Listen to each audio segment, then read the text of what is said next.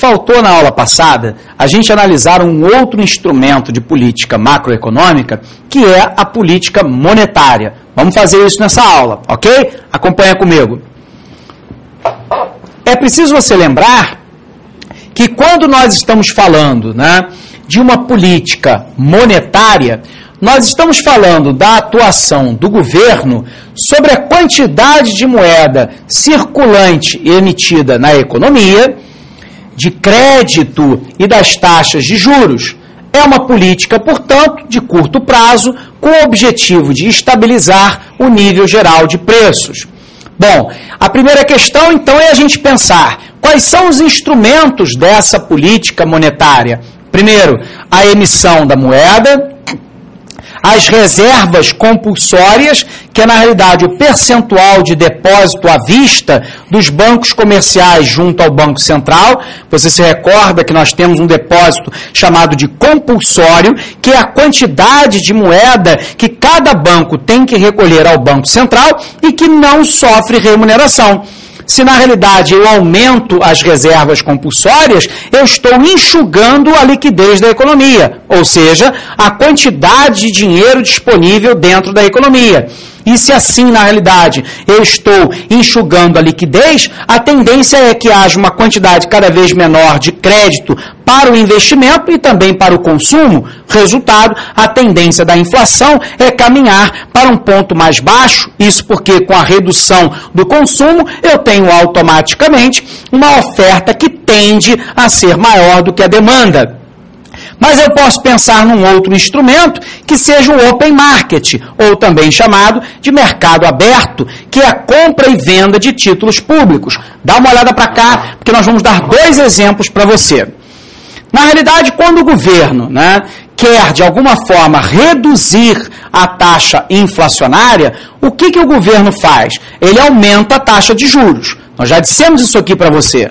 Quando eu aumento a taxa de juros, eu torno o crédito mais caro, tendendo então a arrefecer o consumo. Se eu diminuo o consumo, pela lei da oferta e da demanda, a tendência de que a oferta de bens e serviços seja maior do que a demanda, resultado, a tendência de estabilização de preços ou de queda.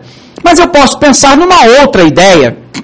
Eu posso pensar, por exemplo, na recompra ou na compra de títulos públicos presentes no mercado, porque o meu objetivo não é controlar a inflação, o meu objetivo é o crescimento econômico. Ora, como é que eu faço isso? Vamos dar um exemplo para você.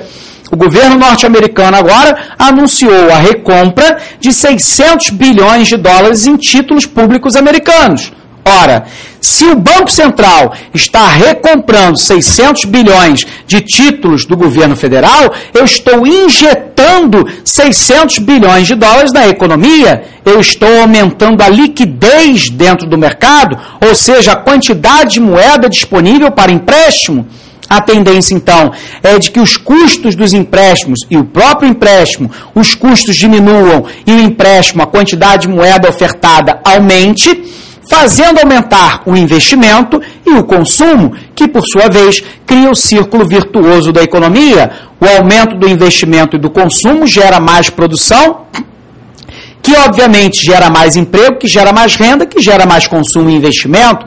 Resultado, o circuito se fecha. Portanto, o mercado do open market, também chamado de mercado aberto de venda de título público, é um dos instrumentos efetivos aí de política monetária. Perfeito? Vamos lá para o nosso quadro.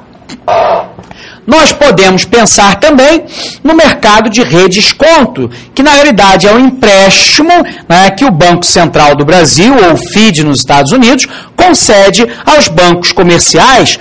Quanto maior a quantidade de empréstimo concedido pelo Banco Central aos bancos comerciais, maior será a oferta de moeda disponível na economia para empréstimos e para investimento. Resultado, a tendência de que haja um crescimento econômico a médio e a longo prazo. Mas eu posso pensar ainda numa outra outro instrumento de política monetária, que é a regulamentação sobre o mercado de crédito e a própria taxa de juros. Na realidade, se eu tenho, uma redução da taxa de juros, eu estou estimulando o investimento e o consumo. Se eu tenho, na realidade, um aumento da taxa de juros, eu estou causando um desestímulo à questão dos juros. Vamos jogar isso numa tabela para a gente ter uma clareza a respeito da política monetária. Essas tabelas são sinopses muito importantes que lhe permitem, então, entender como, na realidade, acontece o resultado. Os instrumentos disponíveis, o estoque de moeda emitida e circulada na economia, as reservas compulsórias e o open market, portanto, o mercado aberto e o seu resultado. Se, na realidade, o objetivo do governo for uma medida anti-inflacionária, na realidade eu tenho que enxugar a quantidade de dinheiro disponível na economia, ou seja, enxugar a liquidez da economia.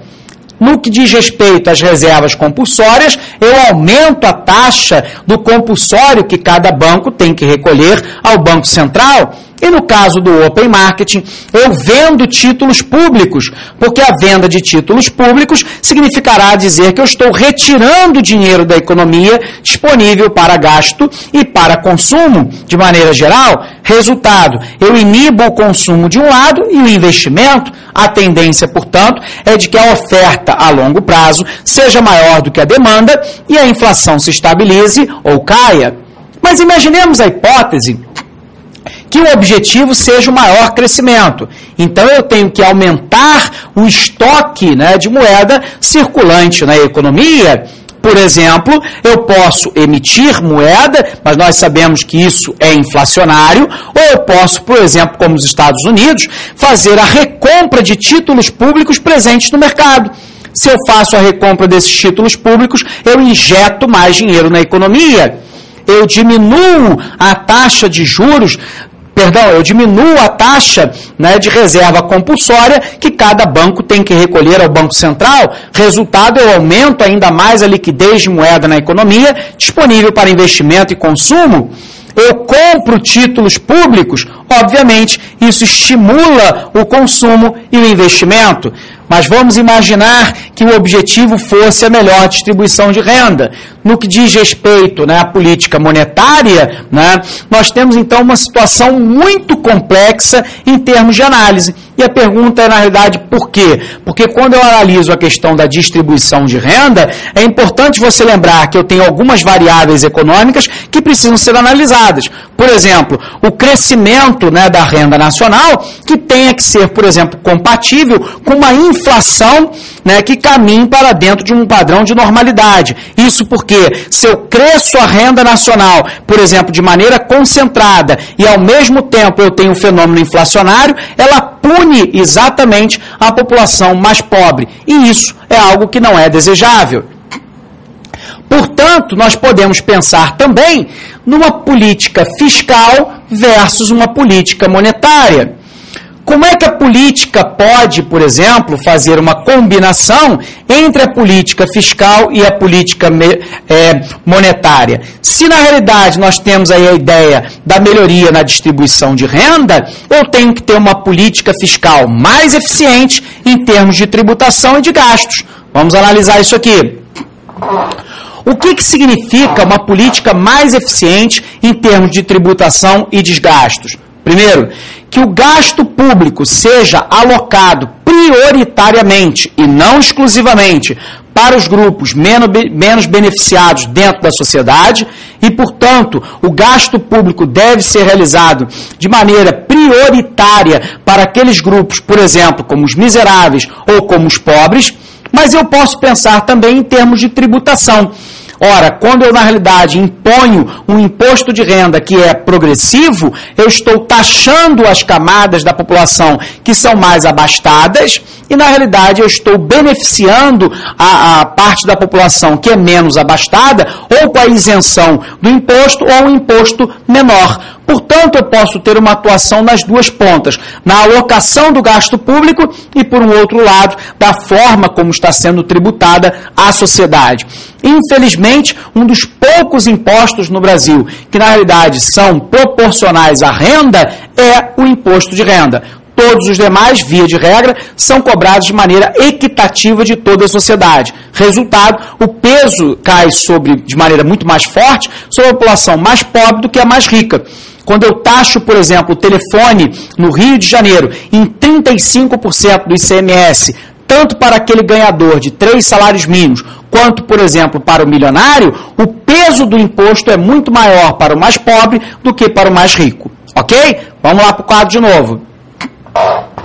Mas eu posso pensar que, na realidade, eu teria uma política monetária que seria, portanto, mais difusa e mais genérica. Se, na realidade, eu tenho uma melhoria, o objetivo é a melhoria na distribuição de renda, a política monetária poderia ser, por exemplo, reduzir a taxa de juros dentro da economia de maneira a permitir um aumento do consumo, e esse aumento do consumo abasteceria, normalmente, a população de mais baixa renda de mais bens e serviços, permitindo, portanto, abre aspas, que o desenvolvimento econômico, ou seja, na realidade o acesso a bens e serviços com crescimento da renda, e, portanto, alcançando os objetivos das famílias, que é obter a maior quantidade de bens para as suas necessidades ou seus desejos, sejam realizados.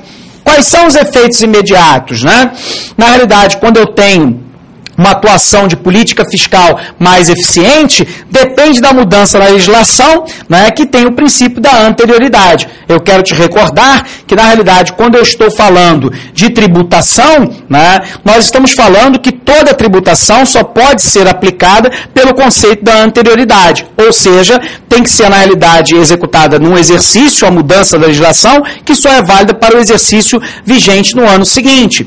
Por um outro lado, a política monetária depende apenas de decisões diretas das autoridades monetárias. Por exemplo, a elevação ou a diminuição da taxa básica de juros na economia, no caso do Brasil, a Selic, o sistema de liquidação e custódia. Vamos analisar, então, a política cambial e comercial. É a política que atua sobre as variáveis combinadas do setor externo da economia, que nós chamamos de resto do mundo, ou seja, exportações e importações. Vamos analisar política cambial e política comercial e o controle do governo. Em termos de política cambial, nós podemos ter basicamente 2 grandes tipos, por exemplo, como o câmbio fixo, isso foi no passado no Brasil, você se recorda que lá no ano de 1994, ano de consolidação do Plano Real, nós tínhamos uma paridade cambial, uma taxa de câmbio fixa, em que R$1 era igual a $1. Quando eu crio uma paridade desse tipo, eu estou estabelecendo um controle do governo que é fixo, mas eu posso pensar também no câmbio flutuante, que na realidade é o que funciona no momento atual. No momento atual, na realidade, a cotação da moeda americana em relação à brasileira flutua diariamente de acordo com a lei da oferta e da demanda. Mas eu posso pensar numa política comercial que são, por exemplo, os instrumentos de incentivo às exportações ou estímulo, desestímulo às importações, sejam, por exemplo, as fiscais, como aumento da tributação ou redução da tributação. Eu posso pensar ainda no creditício, ou seja, tornar o crédito para o exportador mais barato ou mais caro, ou ainda estabelecer o regime de cotas, por exemplo, como existe dentro da União Europeia, onde há uma cota para importação de produtos agropecuários. Tudo aquilo que ultrapassa a cota é sobretaxado. Terminando, então, essa nossa parte da aula, nós teríamos a análise da política de rendas, ou seja, os agentes econômicos ficam proibidos de levar a cabo o que fariam em resposta às influências normais de mercado. Normalmente, esses controles são utilizados como política de combate à inflação. Elas influenciam diretamente salários, lucros, juros e aluguel. E a pergunta é, como é que na realidade eu faço uma política de renda? Eu posso trabalhar, por exemplo, com a ideia do salário mínimo, que nós já discutimos aqui, ou ainda do preço mínimo. quando na realidade eu trabalho com a ideia do preço mínimo ou preço máximo, na realidade o governo determina quais serão os preços mínimos, né, de compra de determinados bens e serviços produzidos ou o preço máximo, né, de compra. E aí nós temos uma situação em que as leis da oferta e da demanda não conseguem atuar livremente dentro do ambiente econômico. Por um outro lado, quando o governo determina, por exemplo, o salário mínimo nacional, que também pode ser por estado, regional, nós estamos interferindo numa política de rendas dentro do país, garantindo que, na realidade, a lei da oferta e da demanda por mão de obra, que é um dos fatores de produção, não atue livremente. O governo, então, está estimulando um processo distributivo da renda pela população. Ok? Forte abraço para você, até a próxima aula.